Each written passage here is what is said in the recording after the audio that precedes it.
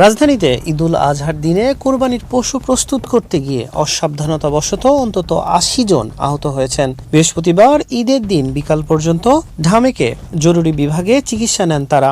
আহতদের মধ্যে বেশ কয়েকজনের অবস্থা গুরুতর হওয়ায় তাদের পঙ্গু হাসপাতালে পাঠানো হয়েছে। ঈদের আনন্দ আর কোরবানির ব্যস্ততার মাঝেই রাজধানীতে ঘটেছে এই বিপত্তি। পশু জবাই এবং মাংস কাটার সময় অসাবধানতার ফলে ঢাকা মেডিকেল কলেজে জরুরি বিভাগে আসতে হয়েছে তাদের।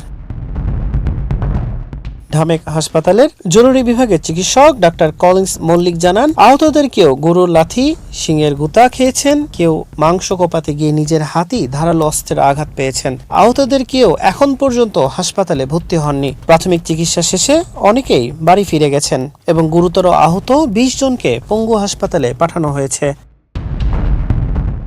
এছাড়া কোরবানির ঈদের পশু জবাই করা সহ মাংস কাটাকাটি এবং প্রক্রিয়া করতে গিয়ে ব্রাহ্মণবাড়িয়ার বিভিন্ন স্থান থেকে আহত হয়েছেন অন্তত ১৫০ শতাধিক বিভিন্ন বয়সী মানুষ। তারা ব্রাহ্মণবাড়িয়ার বিভিন্ন হাসপাতালে চিকিৎসা নিয়েছেন। হাসান শাহরিয়ার, মানব কণ্ঠ।